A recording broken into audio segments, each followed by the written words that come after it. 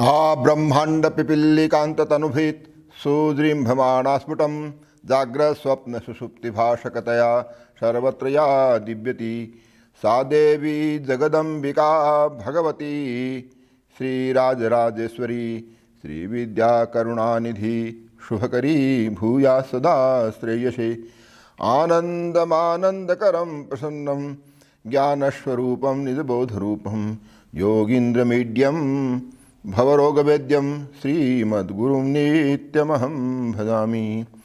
ध्याये नित्यं महेशं रजतगिरिनिभं चारुचन्द्रावतंसं ध्याये नित्यं महेशं रजतगिरिनिभं चारुचन्द्रावतंसं परशुभृङ्गराभीतिहस्तं प्रसन्नं पद्माशीनं शमन्तात् अस्तुतममरगणैर्व्याघ्रकीर्तिर्वशानं विश्वाद्यं विश्ववन्द्यं निखिलभयहरं पंचभक्तं त्रिनेत्रम्। आज हम अगली कथा को शुरू करते हैं। गत बार हमने शिव गीता के 3 अध्याय किए थे, अब चतुर्थ अध्याय को हम शुरू कर रहे हैं। चतुर्थ अध्याय जो है इसमें शिव का प्रादुर्भाव होता है, भगवान शिव प्रकट होते हैं। पिछली बार हमने ये बताया था कि अगस्त ऋषि ने भगवान राम को उपदेश दिया, बिरजा दीक्षा दी और शिव सहस्रनाम बताया, मंत्र दीक्षा दी और कहा कि इसका आप जप करो तो भगवान प्रकट होंगे। अब वो दीक्षा हो चुकी थी, अब साधना में लगेंगे। तो इसमें भगवान राम ने साधना किस प्रकार की उसका वर्णन है और साधना के बाद में भगवान शिव का प्रकट्य कैसे होगा उसका वर्णन इस अध्याय में किया जाता है। सूत वाच है, सूत कहते हैं एवं मुक्ता मुनि श्रेष्ठे गते तस्मिन् निजाश्रमम् अथ राम गिरो रामस् तस्मिन् गोदावरी तटे, कि गोदावरी नदी के किनारे जो राम पर्वत है उस राम पर्वत के ऊपर अपने आश्रम में बैठ करके भगवान राम ने अपनी साधना शुरू की। अगस्त ऋषि अब जा चुके हैं, उन्होंने एक शिवलिंग बनाया, शिवलिंग की प्रतिष्ठा की और अपने जैसी दीक्षा थी उस दीक्षा के अनुसार उन्होंने अपनी साधना शुरू की। जो साधना होती है उस साधना में उन्होंने अपने मस्तक पर भस्म लगाई, भूतिभूषित सर्वांगो रुद्राक्षाभरणयुत अभिषिक्त जलय पुण्यई गौतमी सिंधु संभवे। उस गोदावरी नदी के जल से उन्होंने भगवान शिव को स्नान करवाया और अपने शरीर पर माला, रुद्राक्षी माला का आभरण धारण किया और भस्म लगाई और भगवान को जल से अभिषेचन करके और उन्होंने भगवान की पूजा की। जंगल में जो फूल मिलते हैं उन बंद फूलों के द्वारा उन्होंने वहाँ आराधना शुरू की। पूरे शरीर में भस्म राग, भगवान शिव जो है यही पूरे शरीर में भस्म लगाते हैं और भस्म पर ही शयन करते हैं, चिता की भस्म पर भगवान शयन करते हैं और भगवान का जो आसन है वो व्याघ्र चर्म का आसन है। तो इस तरह के आसन पर स्थित हो गए राम और दिन भर मंत्र का जप करते थे और सहस्र नाम का पाठ करते थे।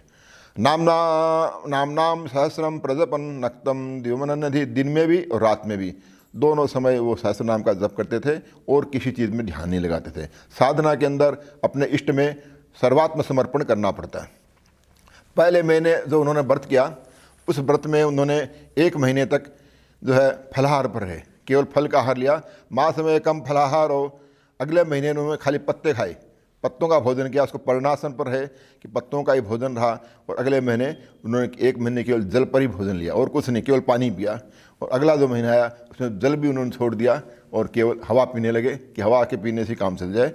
इस तरह से उन्होंने 4 महीने उन्होंने निकाल दिए। 4 महीने तक वो मंत्र की साधना करते रहे, अपनी कामनाओं को उन्होंने शांत किया। तो शांतो दांतो प्रसन्नात्मा, शांत हो गए, इंद्रियों का दमन किया और प्रसन्न आत्मा रहे और भगवान महेश्वर को दिन रात ध्यान करते रहे। और इस तरह ध्यान करते रहे, कैसे ध्यान करते रहे? तो भगवान शंकर का जो स्वरूप है वो इस प्रकार है कि अपने कमल में, हृदय के कमल में भगवान शिव को ध्यान करें। हित पंकजय समासीनम उमा देहार्धारिणम, अपने हृदय कमल के अंदर भगवान शंकर और उमा दोनों आधे उमा और आधे शंकर दोनों का शरीर मिल करके एक अर्धनारी स्वरूप है, उसके रूप में उन्होंने उसको आराधना की। भगवान शिव के 4 भुजा हैं, 3 नयन हैं और पीले रंग की उनकी जो जटा जैसे बिजली होती है ऐसी चमकीली उनकी जटा है, उस जटा को धारण करके भगवान शंकर का उन्होंने ध्यान किया। भगवान शंकर का जो प्रकाश है वो करोड़ों सूर्य के बराबर उनमें प्रकाश है और ऊपर मस्तक पर एक चंद्रमा जो है उनकी जटाओं में शोभित हो रहा है, वो बड़ा शीतल है। समस्त आभूषण उन्होंने पहन रखे हैं और गले में यज्ञोपवीत जो है, जनेऊ जो है वो उनके नाग की है, सर्प की यज्ञोपवीत धारण कर रखी है। और उनका वस्त्र क्या है भगवान शिव का? तो व्याघ्र चर्म है, बाघ के चमड़े को उन्होंने धारण कर रखा है और उनके हाथ में वरद और अभय मुद्राएं हैं। और उनका दुपट्टा जो है वो दुपट्टा भी व्याघ्र के चर्म का है। और सभी देवता ऐसे भगवान शिव को नमस्कार करते हुए दिखते हैं।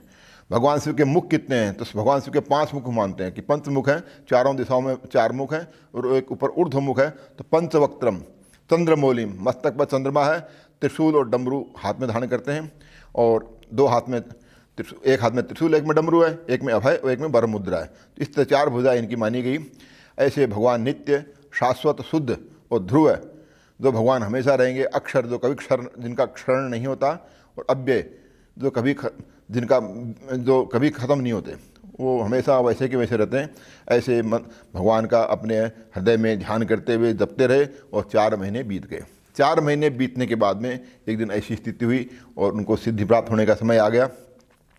अथ जातो महान्नाद प्रलयांबुध भीषण समुद्रमथनाद्भुत मंदरा वनिभृत ध्वनि। अचानक एक दिन क्या हुआ, भयंकर आवाज़ हुई। और जैसे प्रलय काल में बादल वर्षा करते हैं तो गर्जना होती है घनघोर, तो बादलों की गर्जना होने लगी। समुद्र के मंथन में जब देवताओं और असुरों ने मिलकर के समुद्र का मंथन किया, उस मंथन में भयंकर आवाज़ हुई थी, वैसी आवाज़ होने लगी। राम ने देखा ये क्या हो गया, अचानक किस तरह का ये आवाज़ आ रही है और इस तरह की गर्जना किस तरह की हो रही है, और समूची दुनिया हिलने लगी। और उस समय वो आकर के देखते हैं तो पूरा विश्व हिल रहा है। और ये देखा तो राम ने सोचा अब क्या करें। सामने एक तेज प्रकाश है और तीव्र प्रकाश दिख रहा है और 10 दिशाओं में और कुछ नहीं दिख रहा है। उस प्रकाश को देख करके वो एकदम घबरा गए, ये क्या चीज़ आ गई, ये क्यों भूत है, प्रेत है, राक्षस है, क्या है। तो राम को बड़ा आश्चर्य हुआ और राम ने सोचा क्या करें। तो उन्होंने अपनी तीर धनुष संभाल ली कि महावीर थे राम, और अपने तीर को उठाया, धनुष को उठाया और खड़े हो गए और तुरंत हथियार फेंकने लगे। पता नहीं क्या ये विघ्न आया है मेरी साधना में, पता नहीं क्या हो गया। तो अविध्यन निश्चय बाणई दिव्यास्त्र अभिमंत्रित, मंत्रों को पढ़ करके उन्होंने जितने हथियार थे, जितने उनके पास दिव्य अस्त्र थे, सब छोड़ दिए। उनके पास आग्नेय अस्त्र था जिससे आग लग जाए, वारुण अस्त्र था जिससे मतलब पानी पानी हो जाए, सौम्य अस्त्र था, मोहन अस्त्र था जो मोहित कर दे, सूर्य के समान चमकीला हथियार था। सब हथियार उन्होंने चलाए, राम ने एक भी हथियार नहीं छोड़ा। उन्होंने विष्णु का चक्र भी चला दिया, महाचक्र भी चला दिया, काल चक्र भी चला दिया, सब हथियार चला दिए, पर कुछ नहीं हुआ। रौद्रम पाशुपतम ब्राह्मम, और देवताओं के हथियार उनके पास थे। रुद्र का हथियार, पशुपति का हथियार, ब्रह्मा का हथियार, कुबेर का हथियार और कुलिस जो वज्र है, उस वज्र को भी चला दिया। और हवा का हथियार जो है वायु अस्त्र भी उन्होंने चला दिया। जितने भी अस्त्र थे, भार्गव का मतलब परशुराम का अस्त्र था, इन सभी अस्त्रों का इन्होंने प्रयोग कर दिया, पर कुछ भी नहीं हुआ। वो सब अस्त्र गायब हो गए। कैसे गायब हो गए कि सामने जो प्रकाश खड़ा था, उस प्रकाश में वो सब गायब हो रहे थे कि कोई भी ऐसी बाहर कोई ऐसी चीज़ है जिसके सामने ये हथियार नहीं चलेंगे। और राम भी घबरा गए, ये क्या हुआ। जैसे बरसात में ओले पड़ते हैं, ठंड में जब कई बार ओले की वर्षा होती है, वो जब समुद्र में जाती है तो ओले तुरंत गायब हो जाते हैं। तो वैसे ही उनके हथियार लग रहा ओलों की तरह गायब हो गए। और उसी समय उनके हाथ में जो धनुष था, चलाते चलाते उनका हाथ, वो धनुष जलने लगा और हाथ से धनुष छूट गया। पीछे उन्होंने अपने तुनीर को पकड़ने की कोशिश की तो वो भी जलने लगा और उनके हाथ जल गए। लक्ष्मण बेहोश होकर गिर गए और राम को भी पता नहीं कैसा लगा कि ये क्या हुआ, ये क्या चीज़ आगे, क्या विघ्न है, समझ में नहीं आ रहा है। आंखें बंद हो गई। मीलिताक्षो भयाविष्ट शंकरम शरणम गता। तब उसे याद आया कि अपने अब इस संकट से भगवान शंकर बचा सकते हैं, और भय से आविष्ट होकर के उन्होंने भगवान शंकर को याद करना शुरू किया। आंखें खुल नहीं रही है राम की, लक्ष्मण तो बेहोश हो चुके हैं, तो फिर भी वो मंत्र को जपते रहे, बार बार उसी मंत्र को जपते रहे। और जो शंभु का सहस्र नाम है वो पढ़ते रहे और भगवान शिव को मन ही मन उन्होंने प्रणाम किया। जैसे ज़मीन पर सो के प्रणाम करते हैं, उसको दंडवत प्रणाम करते हैं। दंड माने लाठी की तरह सो जाएं पूरा, वैसा प्रणाम बार बार किया और बार बार करते रहे।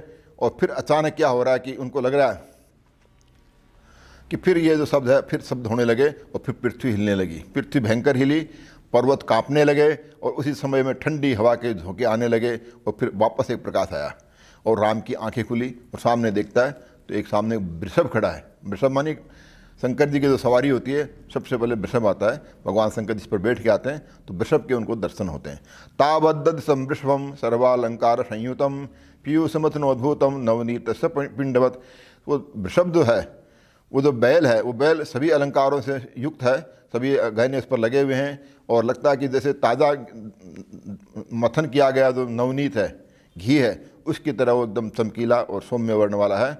और सोने के समान चमक रहा है और मरकत के समान उसके शरीर की उसके 2 सिंग हैं। मरकत कहते हैं पन्ने को, तो पन्ने के समान उसके 2 सिंग हैं और आंखें उसकी नील रत्न यानी नीलम की जैसी आंखें हैं और छोटा सा उसका गला है और गले में कंबल लगी हुई है और ऊपर रत्नों का बना हुआ पल्लाण है और उससे चारों ओर उसके श्वेत चामर लटक रहे हैं। ऐसा जो है वृषभ के दर्शन होते हैं और गले में उसकी घंटिका बंधी हुई है और घर घरी आवाज़ हो रही है और इस तरह से वो देखते हैं और सामने देखते हैं शुद्ध स्फटिक विग्रह।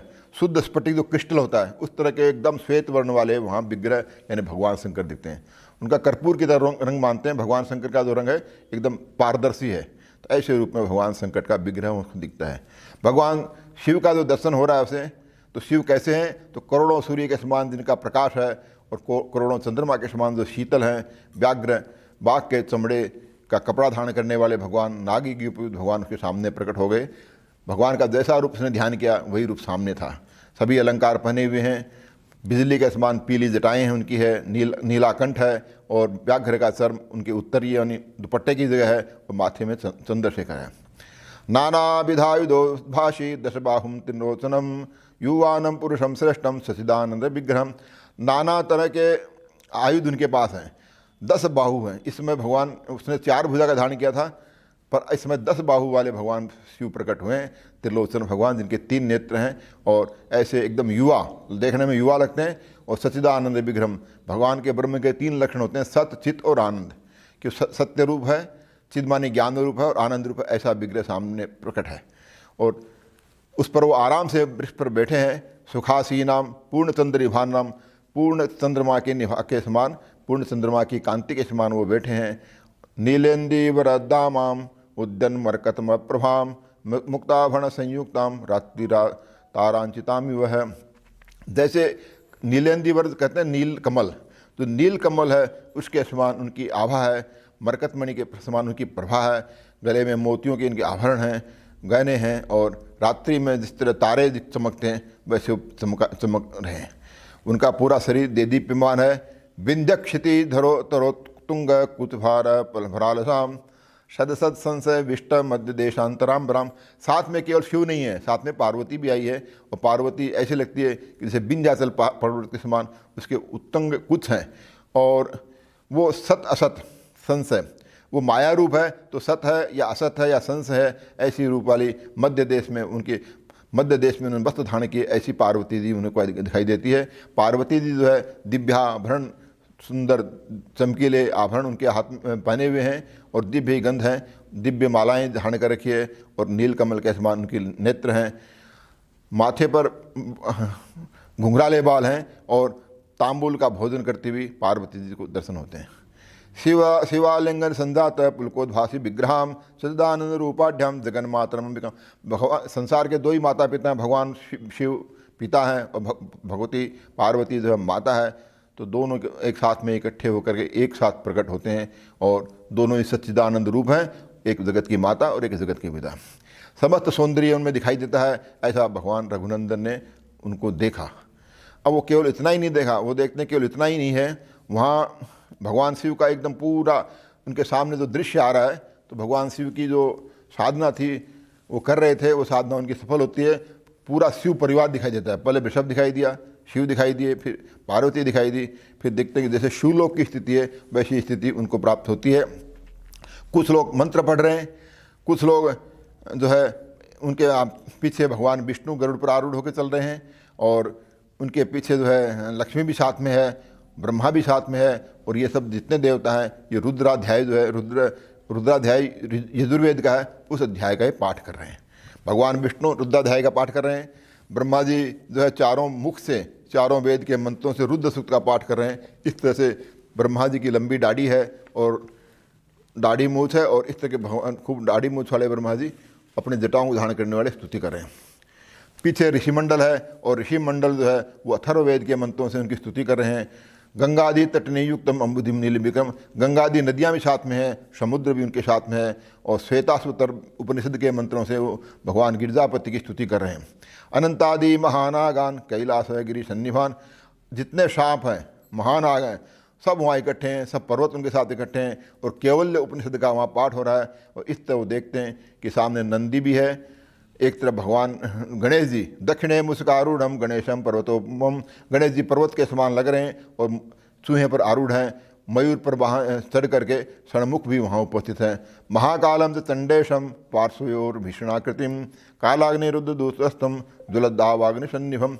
महाकाल और चंडेश ये शिव के गण हैं, ये दोनों साइड में खड़े हैं, इनकी आकृति बड़ी भयानक है। और कालाग्नि रुद्र जिसके 3 पैर हैं, ऐसा एक रूप है। ये सब जलती हुई दावानल की अग्नि के समान वहाँ प्रकट हो रहे हैं और इनकी भयंकर आकृति है। भृंगरीटी भी वहाँ मौजूद है। इस तरह से शिव के समस्त गण वहाँ उपस्थित हैं। समस्त गण अपने आभूषणों पर, अपने वाहनों पर खड़े हैं और साथ में मातृमंडल है। और सब क्या करें, पंचाक्षरी जपासक्तान सिद्ध विद्याधान। भगवान शिव का एक बड़ा मंत्र है, इसको पंचाक्षर मंत्र कहते हैं। पंचाक्षर में 5 अक्षर हैं, नमः शिवाय। तो इस मंत्र का लोग जप कर रहे हैं। सिद्ध विद्याधर आदि समस्त जो शिवलोक के लोग हैं वो सब उनके साथ इसका जप कर रहे हैं, रुद्र सूक्त का पाठ कर रहे हैं, किन्नर गा रहे हैं। और त्र्यंबकम मंत्र जो है, त्र्यंबकम दिजाम है, यजुर्वेद का एक मंत्र है कि हम 3 नेत्र वाले का ध्यान करते हैं। त्र्यंबकम दिजाम है जो सुगंधि और पुष्टि को बढ़ाने वाला है और वो हमें मृत्यु के भय से दूर कर दे। भगवान शिव जो है मृत्युंजय कहलाते हैं। मृत्युंजय इसलिए कहलाते हैं कि मौत मृत्यु को भी ये जीत लेते हैं और वो मृत्यु के बंधन को ख़त्म कर देते हैं। जिस तरह से ककड़ी जब पक जाती है तो अपने आप उससे अलग हो जाती है, अपने पेट से, लता से अलग हो जाती है, तो ऐसे ही मृत्यु के बंधन से मुक्त करने के लिए इनका नाम मृत्युंजय कहलाता है। और अप्सराएँ वहाँ नाच रही हैं, चित्ररथ आदि गायक वहाँ हैं, गंधर्व हैं। और इस तरह से चारों तरफ की जो उनका पूरा वातावरण है वो दिख रहा है। और इस तरह से देखने के बाद में एक तरह से ये कह सकते हैं कि ये जो वर्णन किया जा रहा है वो वर्णन लगता है कि एक देव सभा है। भगवान शिव की लोक की जो बात है वो उनको प्रत्यक्ष उनको दिखाई दिया। और ये देख करके रघुनंदन जो है बहुत खुश हुए और सोचा कि जीवन मेरा सफल हो गया, मेरी साधना सफल हो गई। हर्ष गदगदया वाचा स्तुवन देवम महेश्वरम दिव्य नाम सहस्रेण प्रणमाम पुनः पुनः। भगवान हर्ष की वाणी बोलते हुए गदगद वाणी हो गई, लगा कि मेरी साधना सफल हो गई। भगवान देव देवताओं के देव महेश्वर के जो दिव्य नाम वो पढ़ने लगे और बार बार प्रणाम करने लगे। इस तरह भविष्य पुराण रेवाखंड भविष्य पद्म पुराण के शिव गीता उपनिषद में ब्रह्म विद्या योग शास्त्र में शिव राघव संवाद नाम का, जिसमें शिव का प्रादुर्भाव हुआ, इस तरह का ये चतुर्थ अध्याय पूर्ण होता है। बोलो भगवान शंकर की जय।